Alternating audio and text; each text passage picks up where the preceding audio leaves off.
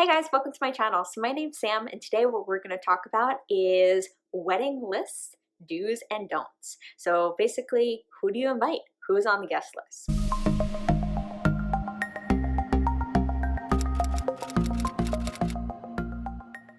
So first and foremost question is, do you want kids there? Now, for my fiance and I, it was super important to have kids there. He's the oldest of 8, so you can imagine that he has a big family. There's kids already in that family. So I also have some younger cousins that are super important that I want to be there as well. So for us, it was a no-brainer to have kids. However, I know for a lot of other people, they don't want kids there. They want to just drink and enjoy, soak in that time, and the kids will maybe take away from that event for them, and having that like adult only time. Now that's okay. If you want to have that adult only time, do not worry about it. It's your wedding and you do exactly what you want for your wedding day.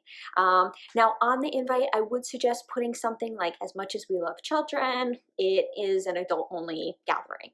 Or if you even just put adult only event, just put that on there just so at least the people that are coming are aware that maybe they need to have a babysitter, or maybe they need to opt out if they can't find a babysitter. But at least they know ahead of time, so it's not like sprung upon them when they show up with your kids and you're like, this was a kids only event. I meant adults only event. Kids only would be fun too, but an adults only event. So with that being said, make sure that you have that conversation with your fiance and ask if you guys do want kids. And again, do not feel guilty. It is not required to have kids at your event. It is completely up to you. Now, the next one is, if you invite one person, is there a package deal? So for example, for us, there was a couple different cousins that we wanted to invite, but if you invited one, you needed to invite the whole entire group.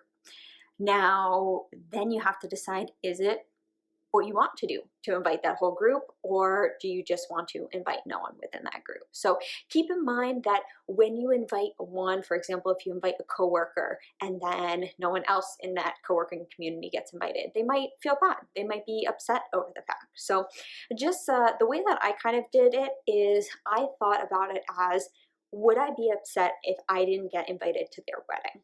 So let's say I had a coworker and they invited everyone else but me, or they invited like 2 friends but me, would I be upset?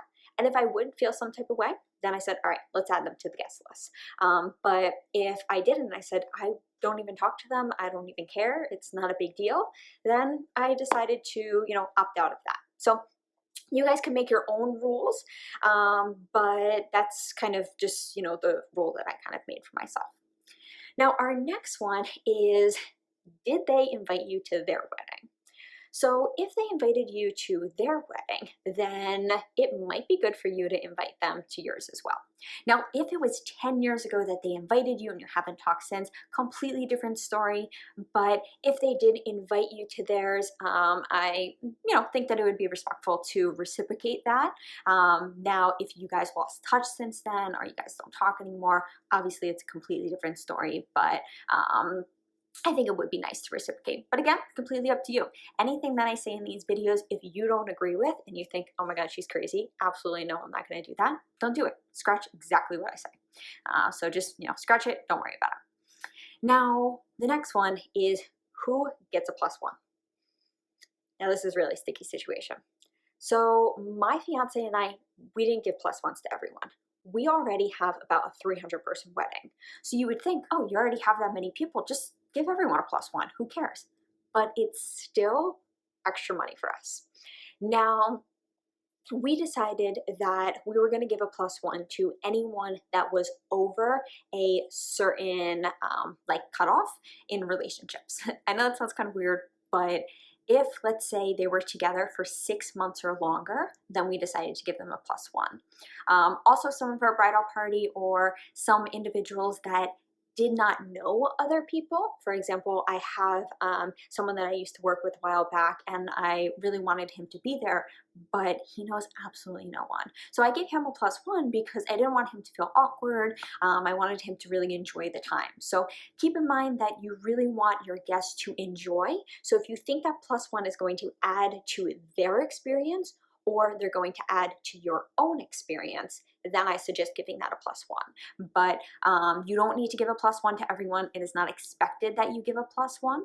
Now, if you're worried about not giving +1s and then you have the invite and you're afraid that people are gonna put in extra numbers, like say, oh, I'm, me and so are coming, but you only wrote the invite out to that one person.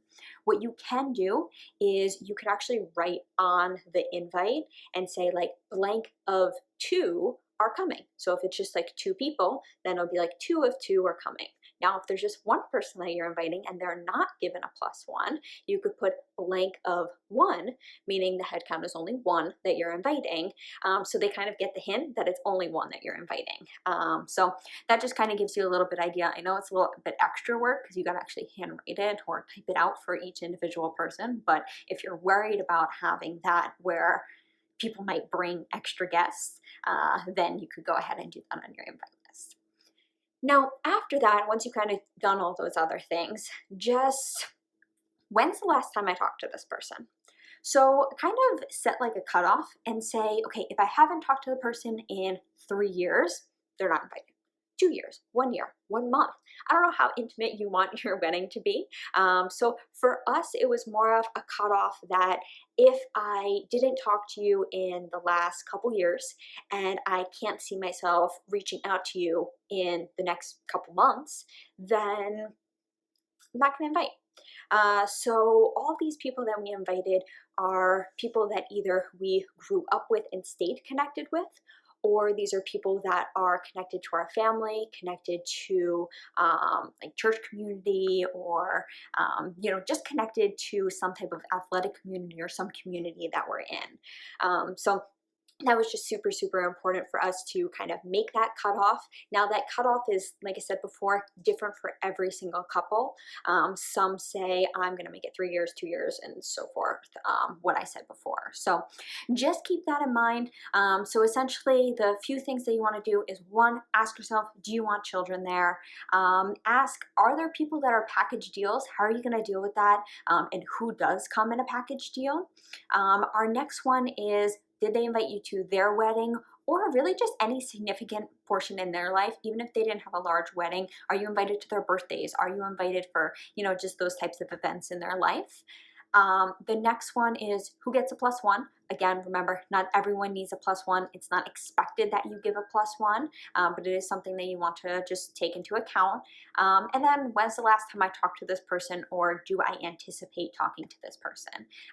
Now, some caveats are, if maybe you didn't talk to a person recently, however, they were super, super crucial in your developmental stages, or, when you were growing up, and you think that it would be really nice because maybe they saw your communion, confirmation, and all those other things, then maybe it would be important milestone for them to also see your wedding. Then I would highly suggest to invite them as well. However, if that's not the case, then ignore that if you don't have people like that in your life. So hopefully this helped. Hopefully this gives you a little bit better idea of who you should invite to your wedding. Thanks for watching, and I'll see you guys next time. And again, remember to subscribe. Thanks. Bye.